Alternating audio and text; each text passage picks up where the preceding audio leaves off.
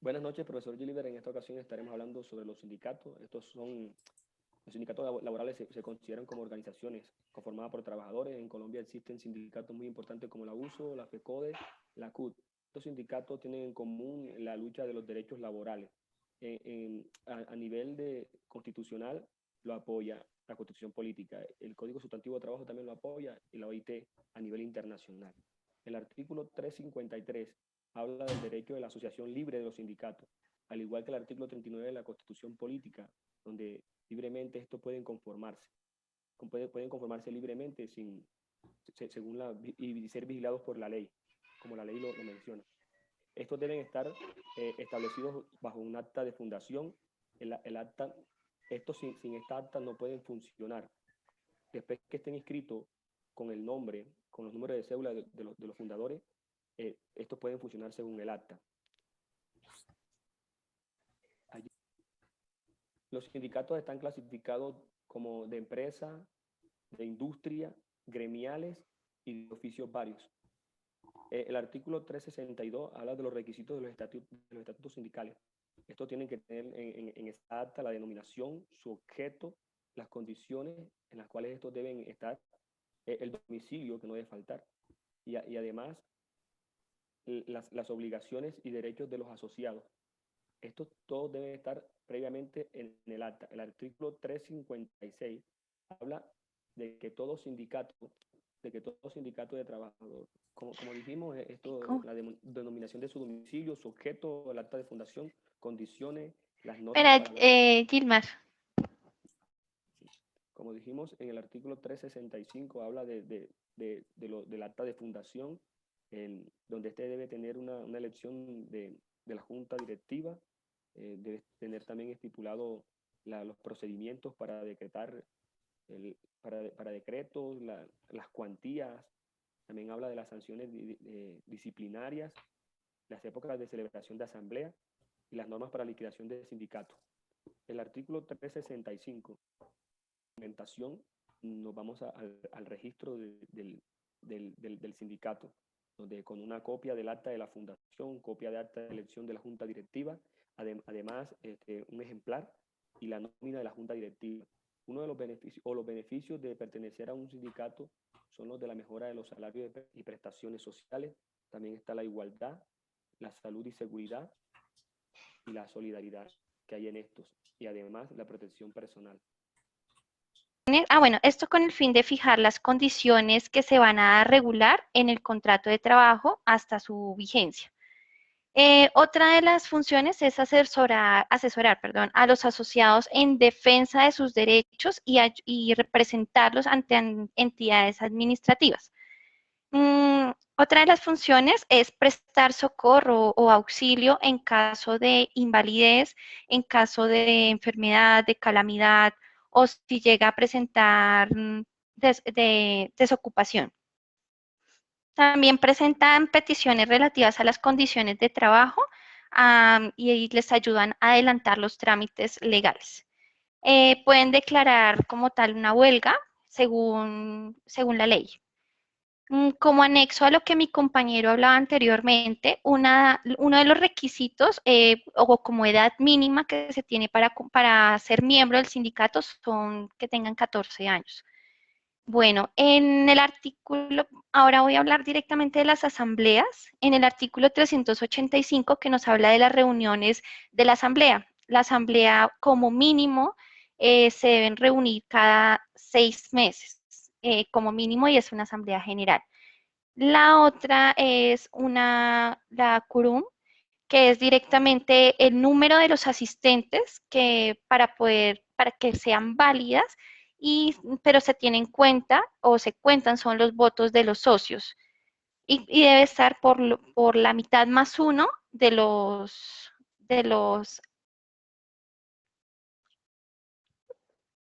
me equivoqué. Bueno, en el artículo 386, donde hablamos de la quórum, que son los números de asistentes que se deben tener directamente para empezar la asamblea, que son, deben estar la mitad más uno la mitad más uno de los afiliados y los votos se contarán directamente de los socios que estén presentes. En el presupuesto se define directamente en la Asamblea General, es para... qué pena. Directamente en el artículo 394 nos habla de los presupuestos. Estos presupuestos se definen directamente en la Asamblea General. Directamente en el artículo 394 nos habla de los presupuestos. Estos presupuestos se definen directamente en la Asamblea General. Estos presupuestos se usan para un periodo no mayor a un año, no se pueden cambiar, no se pueden modificar, a no ser que sea autorizado directamente en la misma Asamblea. La siguiente, por favor.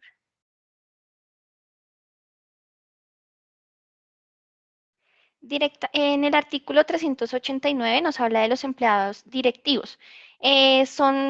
No pueden hacer parte de esta junta directiva los afiliados que representan a los empleados frente a los trabajadores, tampoco los altos empleadores, los que tienen cargos directos o altos cargos, y en caso de que alguno de los afiliados y pasen alguno de estos cargos anteriormente mencionados, entonces automáticamente queda vacante el cargo sindical.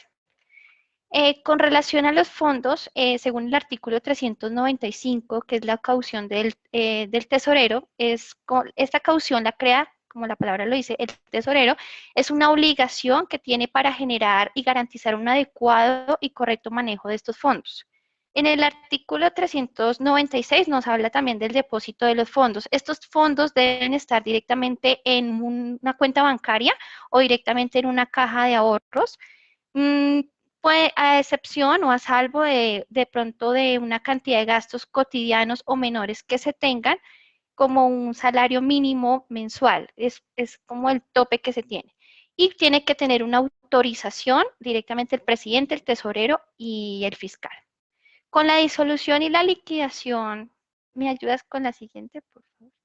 En la disolución y liquidación, en el artículo 401, los casos puede ser ya sea para un sindicato, una federación o una confederación, cualquier evento previsto directamente en los estatutos. También de acuerdo a, de pronto si están en mutuo acuerdo, ¡ay, me enredé!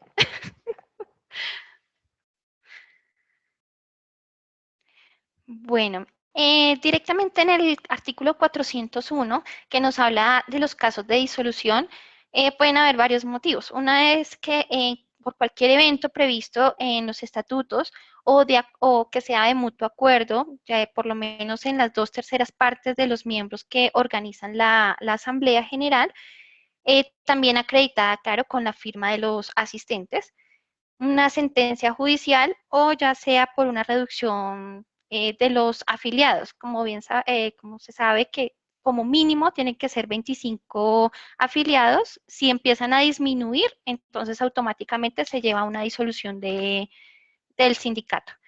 Después de la disolución viene la liquidación. Esta liquidación, ya sea del sindicato, la federación o confederación, puede ser asignado por los afiliados, el liquidador o ya directamente por un juez.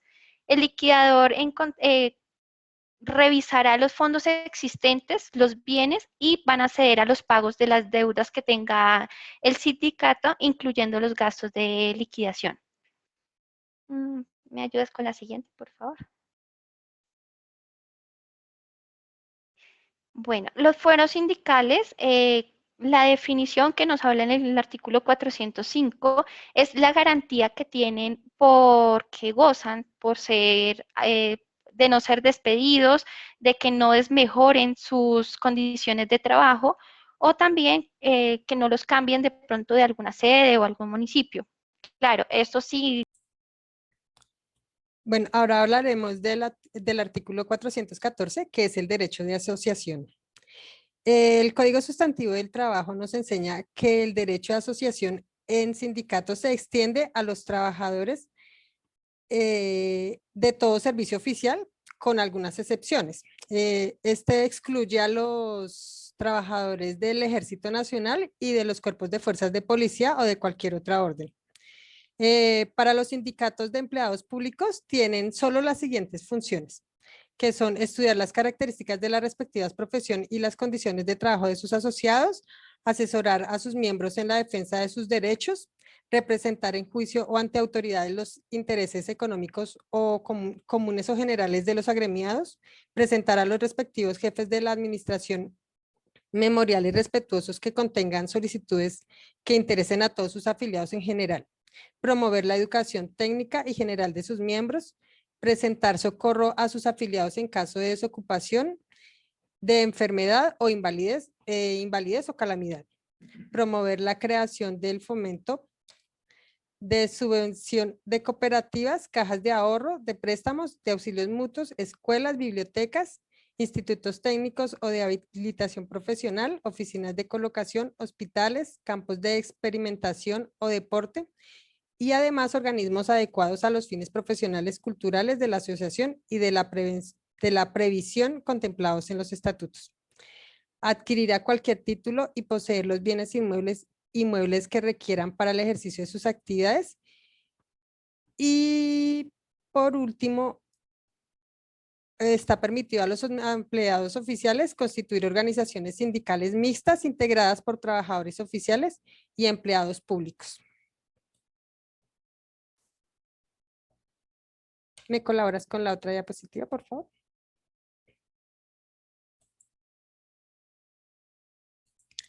Los artículos 417 y 418 nos hablan de los derechos de federación y sus funciones. Las federaciones, la federación es la unión entre 20 o más sindicatos, mientras que la confederación consiste en la agrupación entre 3 o más federaciones. Todas las federaciones necesitan para constituirse y subsistir como mínimo 10 sindicatos si es de carácter local o regional y no menos de 20 si es de jurisdicción nacional.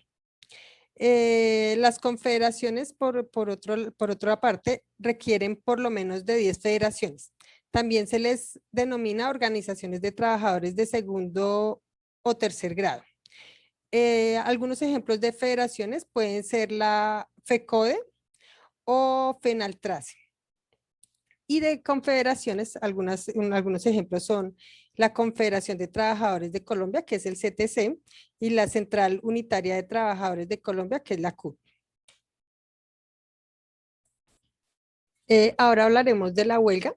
Esta se define en el Código Sustantivo del Trabajo como el artículo 429. Se entiende por huelga a la suspensión colectiva temporal y pacífica del trabajo efectuada por los trabajadores de un establecimiento o empresa. El artículo 430 nos habla de las prohibiciones de huelga en los servidores públicos. Se considera como servicio público las actividades organizadas que tienden a satisfacer las necesidades de interés general en forma regular y continua de acuerdo con un régimen jurídico especial, bien que se realice por el Estado directa o indirectamente. Se constituyen como servicio público las siguientes actividades: las que prestan en cualquiera de las ramas del poder público, las de empresas de transporte por tierra, agua y aire y de acueducto. Las empresas de transporte por tierra, agua y aire y de acueducto, energía eléctrica y de telecomunicaciones. Las de establecimientos de asistencia social, de caridad y de beneficencia. Las de establecimientos de asistencia social, las de todos los servicios de higiene y aseo de las poblaciones. Las de refinación, transporte, distribución de petróleo y sus derivados cuando estén destinadas al abastecimiento normal de combustibles del país o a juicio del gobierno. El artículo 431 nos habla de los requisitos que se tienen para poder llevar a cabo una huelga. Entre estas se indica que no se puede efectuar una suspensión colectiva de trabajo, cualquiera que sea su origen, sin que antes se hayan cumplido los procedimientos que regulan los artículos siguientes. La reanudación de los trabajos implica la terminación de la huelga y no podrá efectuarse nueva suspensión de labores mientras no se cumplan los expresados requisitos.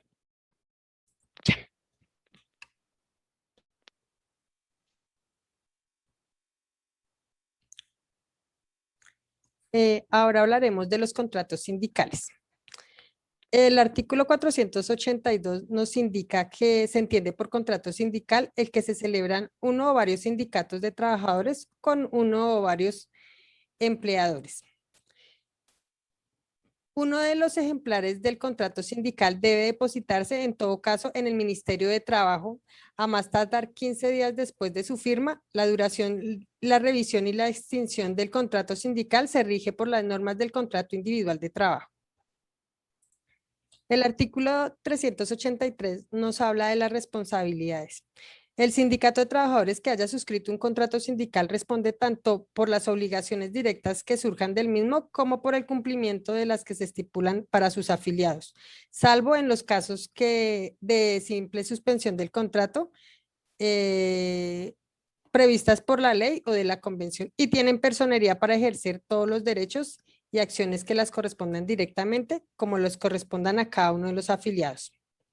Ya por último, hablaremos de la disolución del sindicato, que lo dicta en el artículo 484 del Código Sustantivo del Trabajo, y nos indica que en caso de disolución del sindicato de trabajadores que haya sido parte de un contrato sindical, los trabajadores continuarán prestando sus servicios en las condiciones estipuladas mientras dure la vigencia del contrato, y la caución que haya prestado el sindicato disuelto subsistirá para garantizar las obligaciones de los respectivos trabajadores. Ya con esto pues damos por terminado el tema de sindicatos. Muchas gracias por la atención.